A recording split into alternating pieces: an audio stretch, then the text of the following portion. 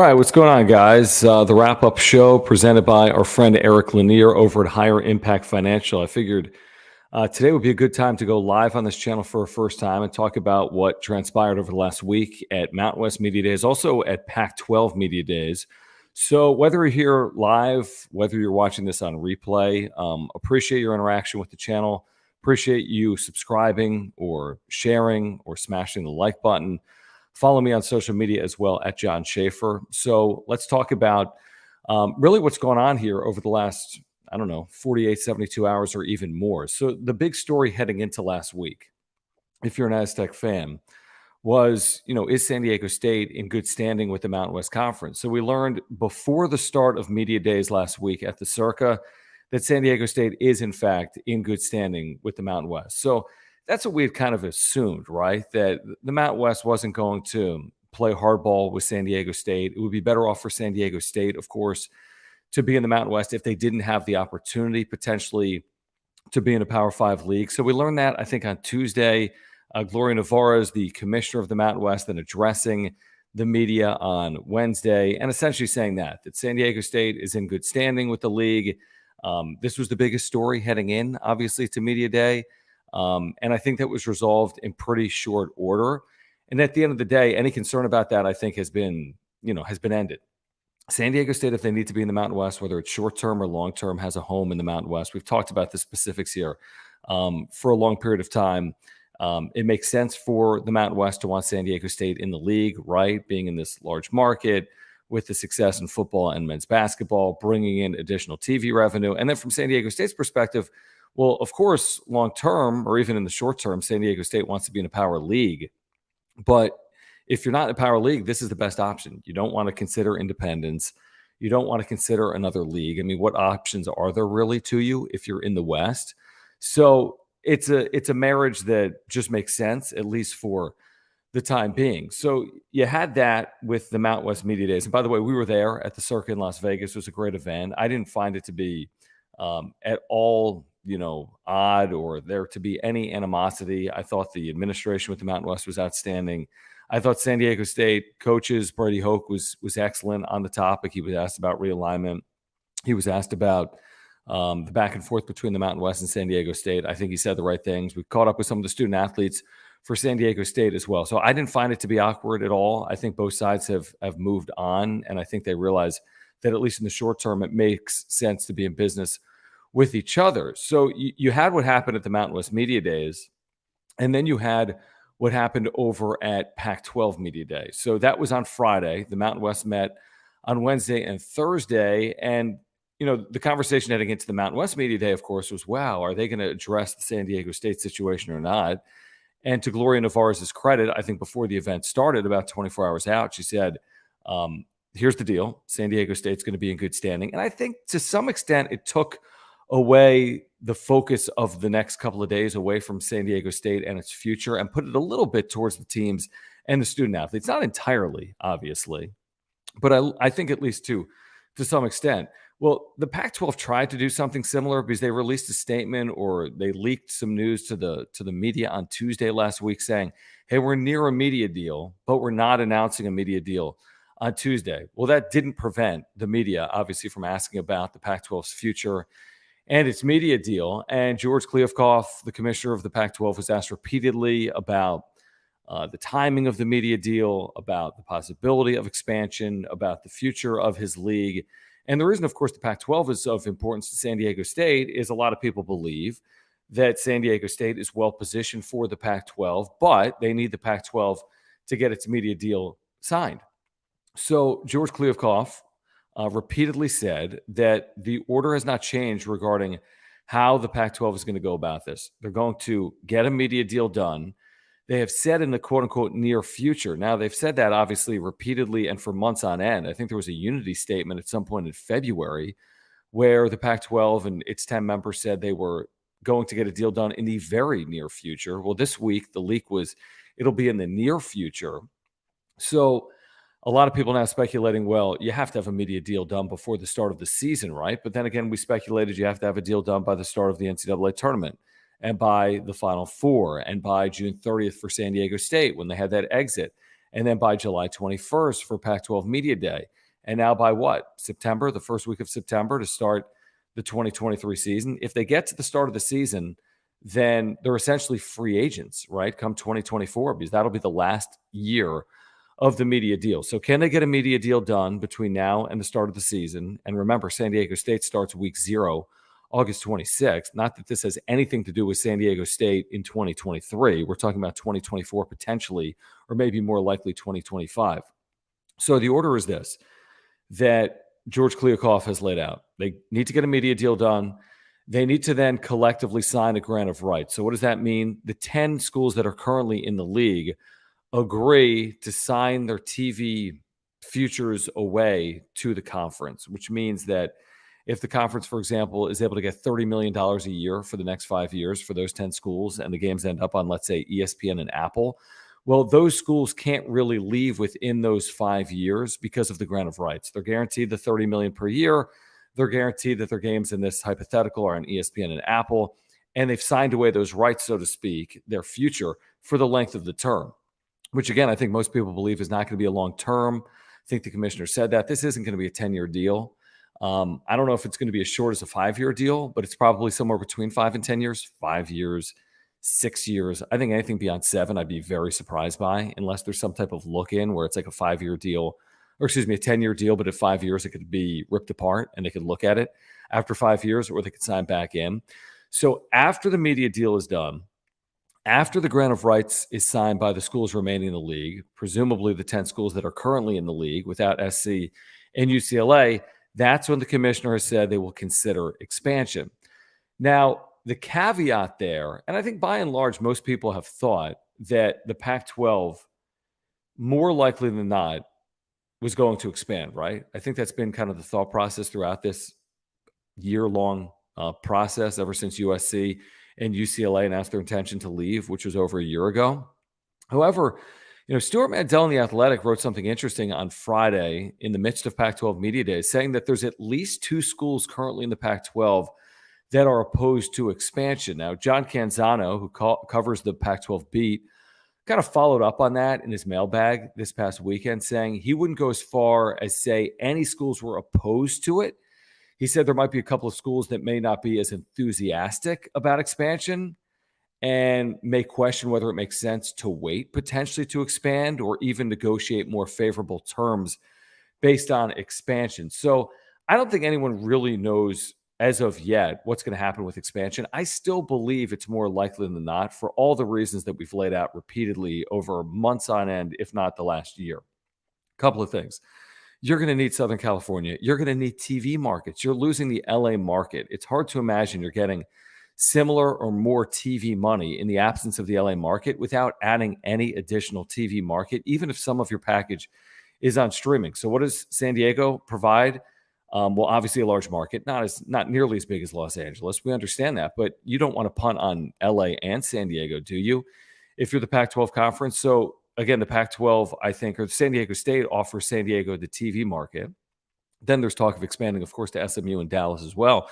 Dallas is a top 5 TV market. San Diego is a top 30 TV market. It increases your households, and Dallas plus San Diego negates or offsets the loss of LA County, right?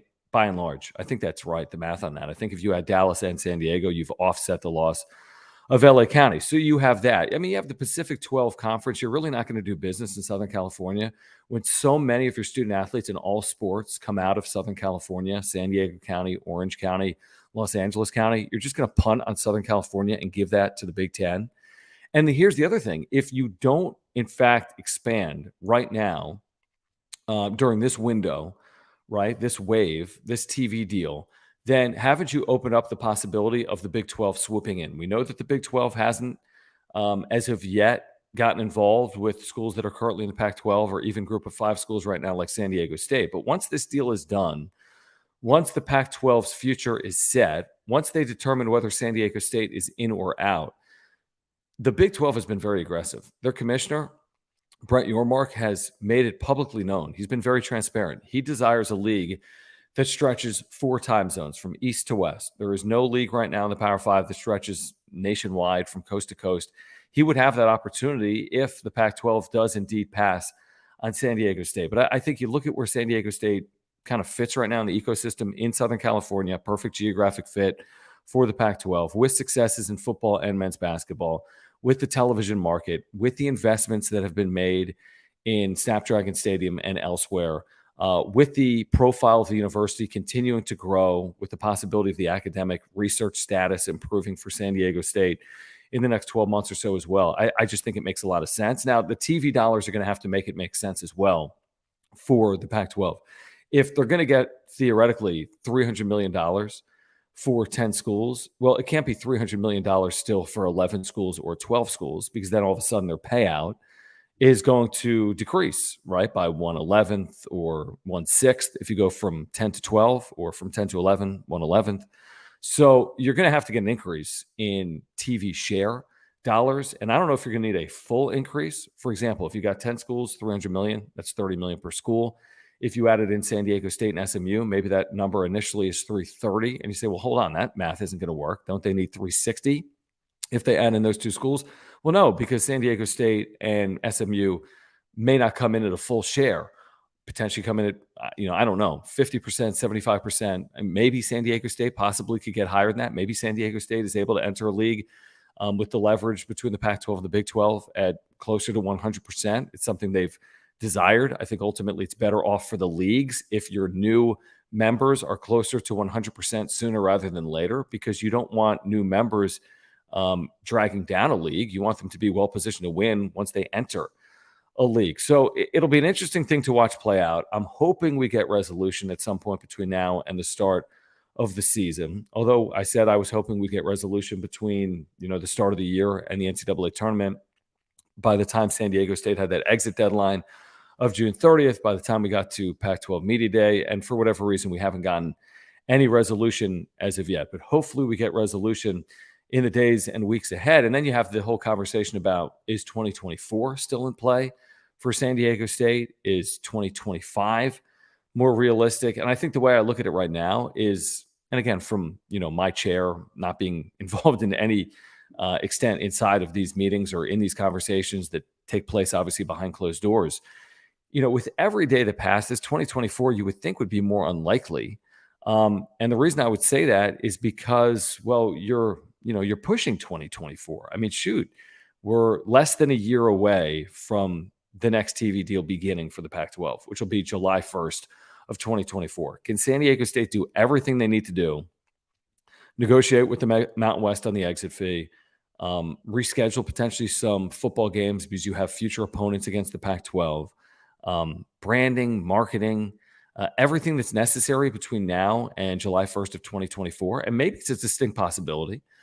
Maybe they're going to need more time. Maybe 2025 is the preferred route because the exit fee is lowered, because San Diego State wouldn't be inside of a year with the Mountain West, so their exit fee would be lowered.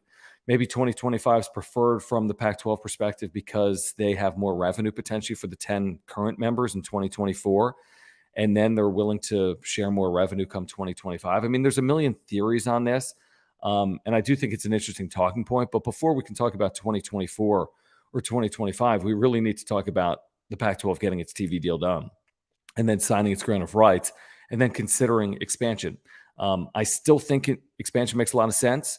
I think ultimately, George Kliavkoff talked about this, it'll be a unanimous vote on expansion. I think more likely than not, you have a group of schools that would prefer expansion. Why? Because you're down to 10 schools and every other power league is 12 or more right now. In addition to that, they didn't expand last time a couple of years ago, and then SC and UCLA kind of ripped the rug out from underneath them. So there's a strength in numbers the conference commissioners have talked about. And in addition to everything else we've discussed, I think there's a reason to believe that expansion makes sense for the Pac-12. Now, it wasn't obviously only about realignment. Everyone wants to talk about realignment. That wasn't the only talking point last week at Mountain West Media Days, at Pac-12 Media Days. Brady Hoke and the players were also asked about football. I know, foreign concept, football. But San Diego State is going to open on August 26th against Ohio University. And what's most interesting here about San Diego State in 2023, in my opinion, is the way the schedule shakes, where you have a very challenging first 6 weeks or 6 games. Ohio won 10 games last year in the MAC. They're picked to win their division this year in the MAC. Their quarterback is a returnee. You then host UCLA, a team picked to finish in the top half of the Pac-12. You go to Corvallis and Oregon State. Oregon State had an amazing year last year. So that'll be a very challenging game, obviously. And then your first 2 conference games, I didn't mention the FCS game against Idaho State. Hopefully San Diego State will be in good shape against Idaho State, beat them a year ago. But your first 2 conference games are against the teams picked to finish first and second in the Mountain West. Boise State on a Friday night at Snapdragon Stadium, and then the following week at Air Force. Teams picked first and second, respectively, in the Mountain West. So, if you can navigate those first 6 games at 3-3, then you have a path to go 8-4 or better in 2023. Now, how do you get to 3-3? You got to beat Ohio in week 0. You'll beat Idaho State, right? You have to beat Idaho State. And then in the remaining 4 games, you have to find a way to pick off one. Is that UCLA at home? Is it Boise State at home? Is it Air Force on the road? I think those are all possibilities. And then I think the biggest underdog scenario that San Diego State's going to face this year will probably be at Oregon State. But if you can start 2-0, there's a very realistic path, obviously, to 3-3. You got to pick off one of those 4 opponents. If you don't start 2-0, you can find yourself in a spot where you're 2-4 or worse at the halfway point, which will make it really challenging to contend in the Mountain West and potentially even vie for a bowl game in 2023. So they got to be ready to go from week 0. A lot of questions about the offense. I thought it was we heard a lot of really encouraging things this past week. I caught up with Ryan Lindley this past week, San Diego State's new OC, the former quarterback at San Diego State, former NFL player. A lot of people believe he's got a very bright future as an offensive coordinator and in coaching. He's done a marvelous job as a young coach. And, they like what they're doing right now. I mean, you got an offensive line that's going to have question marks. There's no question about that. You're going to have newcomers at wide receiver because you're replacing Jesse Matthews, an outstanding player over the last handful of years for the Aztecs. Tyrell Shavers, athletic player that did multiple things for you. Now, you do have some returnees. Mekhi Shaw. You have some additions like Jaleel Tucker, transferring back from Oregon, who played defense at Oregon, is going to play receiver at San Diego State. Then Kirk Kenny wrote about this. There's been a lot of discussion about a freshman from Pasadena High School, Balin Brooks. So a name to keep an eye on in fall camp, Balin Brooks. And fall camp will begin for San Diego State this week, by the way, on Friday. You have a running back room that, has been by committee, I would say, since the Rashad Pennies and the DJ Humphreys, but they like that running back room with the Keenan Christens and the Jalen Armsteads. So I think the running backs are going to be improved. And then on the defensive side, and we caught up with Kurt Maddox this week, not Kurt Kenny of the UT, but Kurt Maddox, San Diego State defensive coordinator. And he loves his secondary. He thinks it's a strength. But they need to replace, all 3 players, all 3 starters on their defensive line. Talked to Brady Hoke about this as well. So question marks, but there always is heading into a year. But I think reason for optimism offensively, to be honest. I know we've talked about that a lot in recent years, but getting Ryan Lindley in as the offensive coordinator, having Jalen Maiden back, I think is very, very encouraging for San Diego State. All right, so if you're here, first live edition of the wrap-up show presented by Higher Impact Financial. If you wouldn't mind, if you're here right now, we don't bite. Just comment in the chat, maybe a hand emoji, a high emoji, or let us know where you're watching from. If you're here on replay, put it in the comments. Where are you watching from here today? By the way, if you're looking for the audio-only edition of the show, if you don't want the video on YouTube, if you want to, listen as opposed to watch because you're working out or you are driving or you're on the go, you can click the link in the description down below, and we have the audio-only edition of the show as well. And I also want to remind you that this show is made possible by our friend Eric Lanier over at Higher Impact Financial. Eric's a San Diegan, huge San Diego sports fan and a huge Aztec basketball and football fan. He's the founder of Higher Impact Financial. It's a Southern California-based financial planning firm. Eric has found in his research that he solves 2 major problems, for people that meet with him. The first is that he's found that too many people don't have a financial plan, or if they do, it's outdated. And he believes ongoing proactive financial planning is foundational to avoiding common financial mistakes that so many people fall into. And then the second problem is that most of us just don't have clear, defined financial goals. And without those clear goals, it's hard to achieve them. Eric's going to help you get a clear financial plan together for you and your family. The link for Eric's website is down below. If you're ready to get better results with your wealth, then you've got to set up a 15-minute connection call with Eric.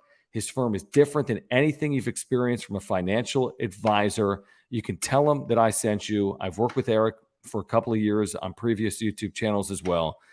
If you're looking, again, for someone to help you gain financial freedom, get in contact with Eric Lanier at Higher Impact Financial. Again, click the link in the description down below. Eric, thank you so much for your support of the channel.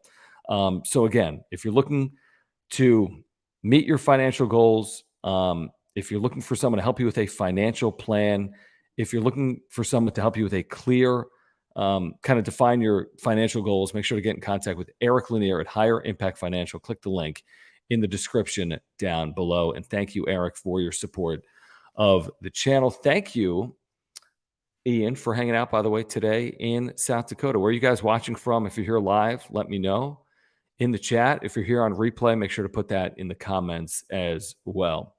A couple other things to touch on here on the first live edition of the wrap-up show.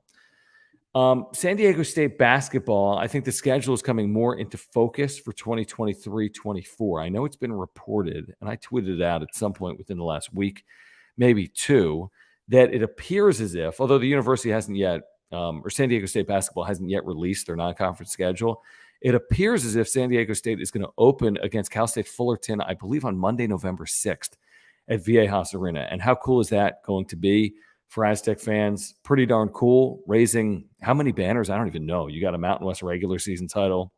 You have a Mountain West tournament title.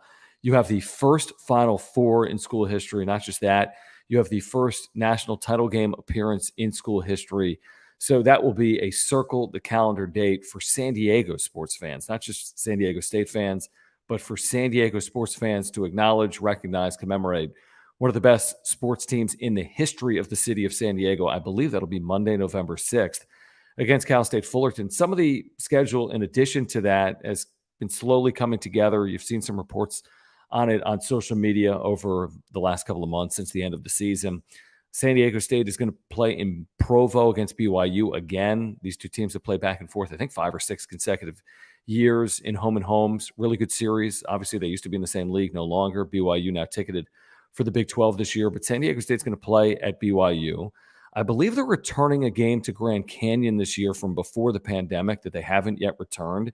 And I also believe that they had a 2-for-1 with UCSD in La Jolla, and they're going to play at UCSD this year. So right off the bat, there are 3 potential road games for San Diego State. So that's something to keep an eye on. Then we have the main event, a neutral site tournament in Las Vegas with St. Mary's, Washington, and Xavier. San Diego State's going to play 2 of those 3 teams. The schedule for that has not yet been released. It'll be a tournament once the schedule comes out, so you'll get your opening round opponent. I'm making it up. Let's say it's Xavier. And then if you beat Xavier, you get the winner of the other side of the bracket, whether that's Washington or St. Mary's in that hypothetical. But that's a good feel for what's going on right now with the non-conference. Will they schedule another marquee neutral floor game? Maybe that's a possibility.